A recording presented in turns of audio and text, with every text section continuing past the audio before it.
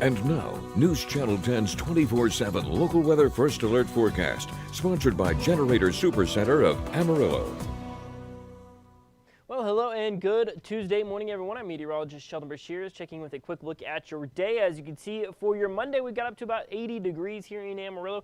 Since dropped down into the 50s this morning. And as we warm up throughout the day, it's going to be a typical Texas Panhandle type day out there. A little bit toasty out there, though, as we're going to be warmer than we were yesterday. A lot of sunshine out there, but you're going to see those winds a touch breezier there out of the southwest at about 15 to 25 miles an hour at times. But that will aid in getting those daytime highs a good bit warmer. As you're going to see 89 here in Amarillo, but further off towards the east, places like Childress, Canadian, they're at 93 degrees. So it's going to be nice and toasty out there for sure.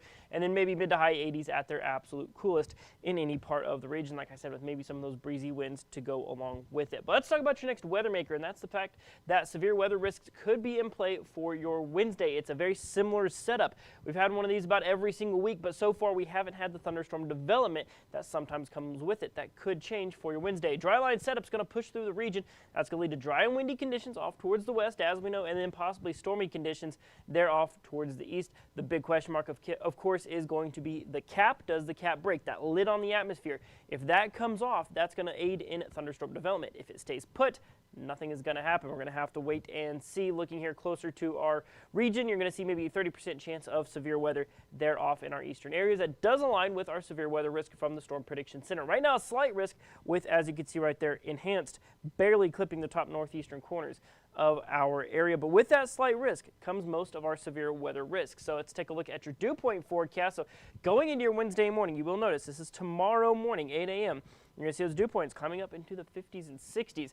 And when that dry line takes shape and starts to push through, you see dew points up around 67 in places like Childress, 59 in Clarendon, while drying out, of course, further to the west. So that's going to be one of the big things we watch. So in your high definition model run for today, we're not expecting anything. Lots of sunshine out there. But looking ahead to your Wednesday, you are going to notice something that's been different from these past couple of times. You will notice right here in our eastern side of the area, there is no cloud cover. That's been one of the significant limiting factors here over these past couple of weeks, but you'll notice it's not there for tomorrow, so that could maybe give us hints as to what to expect. Maybe more stormy conditions. So right now the general firing is going to be late afternoon into the evening and nighttime hours. So what we're going to be watching for, lines of thunderstorms popping up, perhaps an isolated sail or two popping up there just to the east of that dry line. Everything kind of coagulates into a big line, and everything kind of moves off towards the east as we go on into the nighttime hours. And then later on, by the overnight period, those storms should move on out of the region. So should those showers and thunderstorms pop up, like I said, all severe weather threats are in play, namely strong winds and large hail, but a tornado risk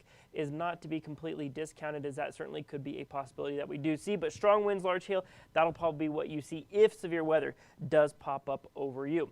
Like I said, on the west side of the dry line, though, it's going to be a common story here in the Texas Panhandle. Fire weather watch for gusts over 30 miles an hour. Of course, dry conditions, so that will lead to some possibly critical fire conditions. So, of course, keep that in mind as you're heading out the door on a Wednesday. This is for tomorrow. So let's look at that 7-day supercast. So today, 89, warm and sunny out there. We're going to see 90 for your Wednesday, because like I said, we're going to be on the back side of that dry line.